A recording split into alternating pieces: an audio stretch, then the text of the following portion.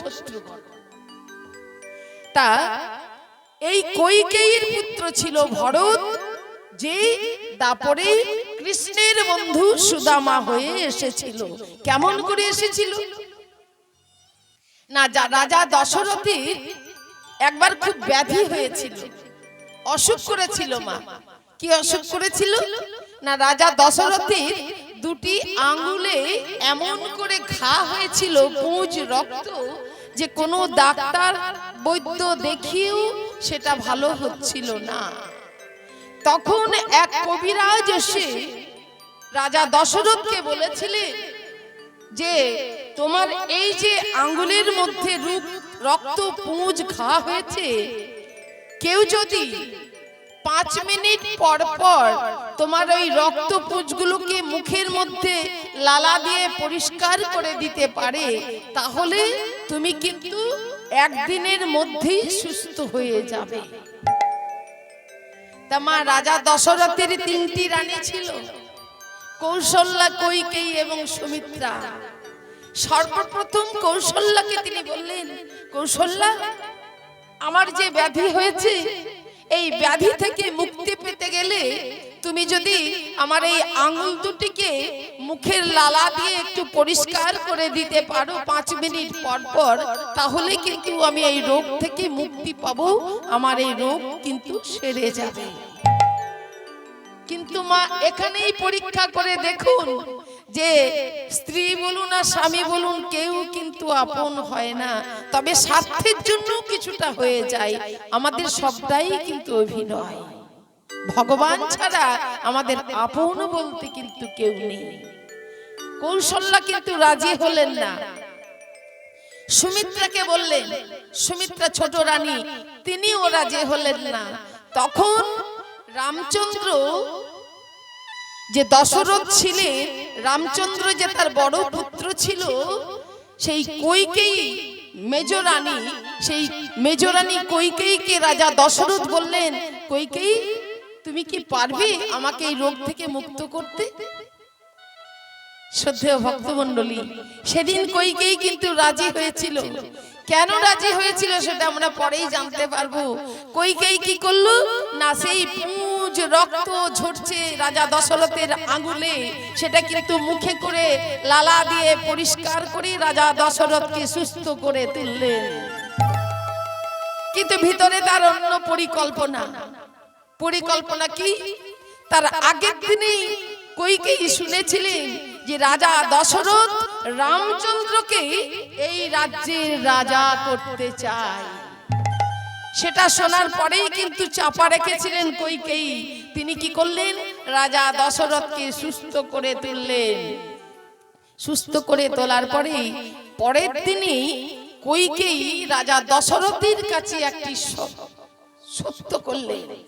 কি করলেন না, রাজা দশরথকে কৈকেয়ী বললেন, শুনুন, আপনি ভুলে যাবেন না, আপনার যে ব্যাধি হয়েছিল, সেই ব্যাধি থেকে আপনাকে আমি মুক্ত করেছি, ওই ব্যাধি কিন্তু আমি সারিয়ে তুলেছি। তাই আপনি শুনলাম ঠিক করেছেন, রামচন্দ্রকে আগামীকাল সকালে এই রাজ্যের রাজা ঘোষণা করবেন। এটা হতে পারে না। ওই কৌশল্যা কিন্তু আপনাকে সুস্থ করেনি, সুস্থ করেছে আমি।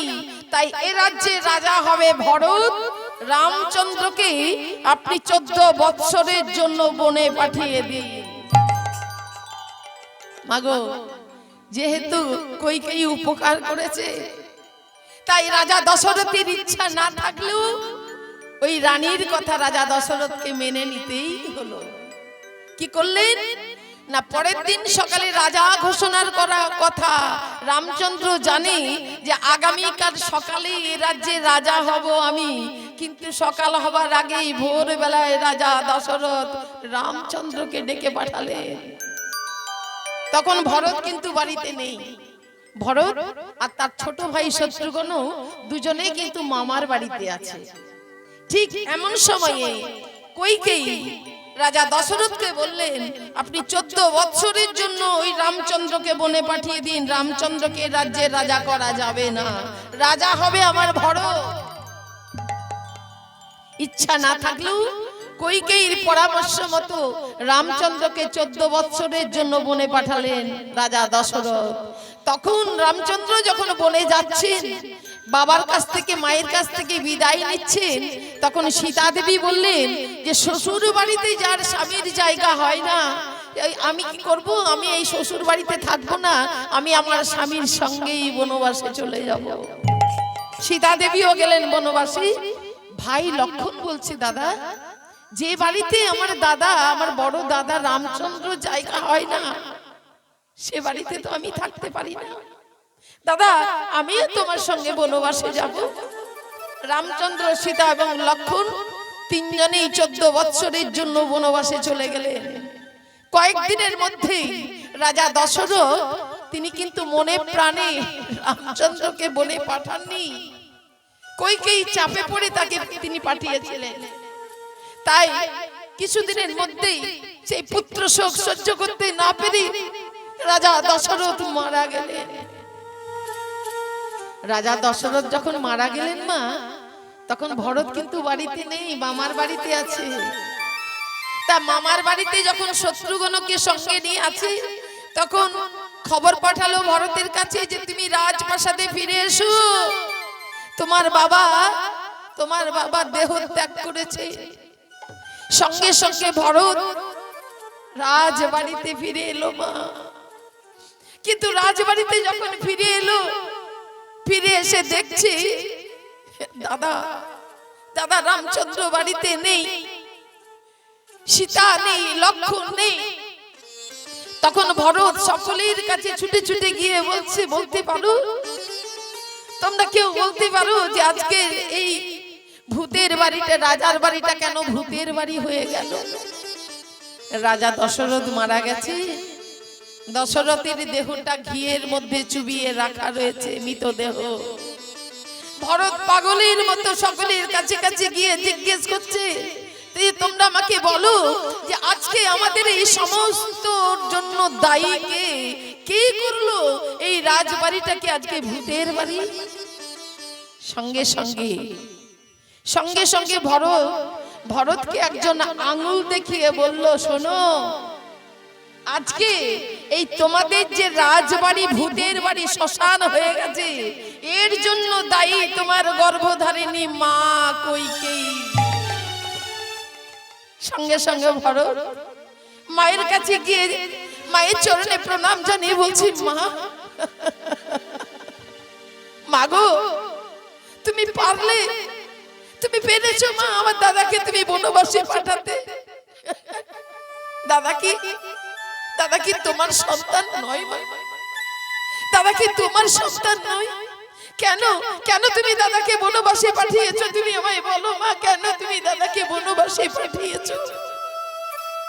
শোনো মা, তুমি যে পাপ করেছো, তুমি যে অন্যায় করেছো, তোমার পাপের প্রায়শ্চিত্ত আমি করব মা, তোমার পাপের প্রায়শ্চিত্ত আমি করব।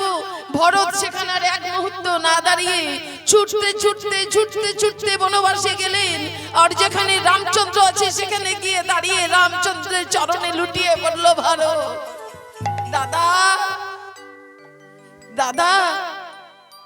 দাদা ফিরে চলো, দাদা আমি যে তোমাকে ফিরিয়ে নিয়ে যেতে এসেছি, দাদা তুমি ফিরে চলো। রামচন্দ্র তখন ভরতকে জড়িয়ে ধরে বলছে, ওরে ভাই শোন, আমি তোর জন্য বাবাকে পাইনি, বাবার জন্য আমি তোকে পেয়েছি।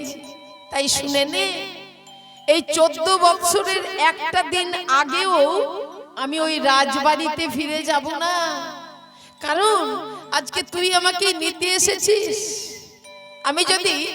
আমি যদি তোর কথা মতো রাজবাড়িতে ফিরে চলে যাই, তাহলে ইতিহাস বলবে যে রামচন্দ্র লোভী ছিল, তাই তো তার ভাই যখন তাকে ফিরিয়ে আনতে গেল, সে রাজ্যের লোভে তাড়াতাড়ি ছুটে এসে সে রাজ সিংহাসনে বসে গেল। না ভাই না, আমি 14 বছরের একটা দিন আগেও আমি রাজবাড়িতে ফিরে যাব না। তবে শোন, আজকে আমার খুব গর্ববোধ হচ্ছে তোর মতো ভাই পেয়ে। কারণ কি জানিস, তোর মা আমাকে বনবাসে পাঠালো, আর তুই আমার এমন ভাই, ওরে আজকালকার দিনে তো ভাইরা ভাইদেরকে ঠকাবার চেষ্টা করে, আর তুই আমার এমন ভাই যে তোর মা আমাকে বনবাসে পাঠালো, তুই আমাকে ফিরিয়ে নিয়ে যেতে এসেছিস। শোন শোন ভাই, তোর মতো ভাই যেন আমি জন্মে জন্মে পাই। দাদা তাহলে তুমি ফিরে যাবে না? শোন, ওই 14 বছরের একটা দিন আগেও আমি রাজবাড়িতে যাব না, কারণ আমি পিতার আদেশ অমান্য করতে চাই না। যেদিন 14 বছর পূর্ণ হবে সেদিন আমি সীতা এবং লক্ষণকে নিয়ে আবার রাজবাড়িতে ফিরে যাব। তখন ভরত বলছে, দাদা তাহলে তুমি যদি রাজবাড়িতে ফিরে না যাবে তাহলে তোমার এই খড়ম যুগলখানা আমায় দাও। তোমার খড়ম যুগলখানা নিয়ে আমি ওই রাজ সিংহাসনে রেখে নিজে দণ্ডধারী হয়ে আমি রাজ্য শাসন করব। নেবি ভাই? খড়ম যুগলখানা তুই নিতে চাস? ঠিক আছে, এই নে। এই বলে খড়ম যুগলখানা ভরতকে দিয়ে দিলেন রামচন্দ্র। আর ভরত কি করলো? সেই রামচন্দ্রের খড়ম যুগলখানা মাথায় করে নিয়ে এসে রাজ সিংহাসনে রেখে নিজে দণ্ডধারী হয়ে রাজ্য শাসন করতে লাগলেন। দেখতে দেখতে যখন 14 বছর পূর্ণ হয়ে গেল, তখন রামচন্দ্র, সীতা এবং লক্ষণ রাজবাড়িতে ফিরে এলো। সবাই আনন্দে মুখরিত যে রামচন্দ্র আজকে রাজবাড়িতে ফিরে এসেছে, রাজবাড়িতে রামচন্দ্র ফিরে এসেছে। সকলেই যখন বর চেয়ে নিচ্ছে, অদূরে দাঁড়িয়ে আছে ভরত। ভরতকে রামচন্দ্র বলছে, আয় ভাই আয়, আয় আয় কাছে আয়। আরে তুই যে আমাকে ফিরিয়ে আনতে গেছিলি, আজ তো আমি এসেছি। বাবার আদেশ অমান্য আমি করিনি, আমি 14 বছর পূর্ণ করে তারপরে আমি রাজবাড়িতে ফিরে এলাম। তা আমার কাছে এসে তুই কিছু আমার কাছ থেকে উপহার চেয়ে নে। তখন ভরত বলছে, দাদা শোনো, আবার যদি তুমি আর আমি জন্ম নিই তাহলে আমাকে যেন আর ভাই করে জন্ম দিও না, কারণ আজকে তুমি ভাই, আমি তোমার ভাই হয়েছিলাম বলে তুমি যে তোমাকে যে আমি আনতে গেলাম, তোমার আদেশ, তুমি আমার কথা মতো তুমি কিন্তু ফিরে এলে না, তুমি আমাকে ফিরিয়ে দিলে। আর তোমার আদেশ অমান্য করে আমি তোমাকে জোর করে আনতে পারলাম না। কিন্তু আজকে যদি আমি তোমার বন্ধু হতাম তাহলে আমি যুদ্ধ করে জোর করে তোমাকে ছিনিয়ে নিয়ে এসে আমি রাজ সিংহাসনে বসাতাম।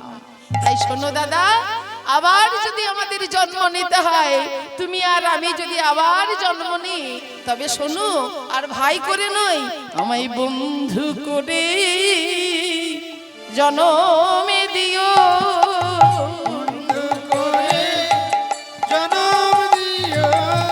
যদি এই বাসনা আমার মনে বন্ধু করে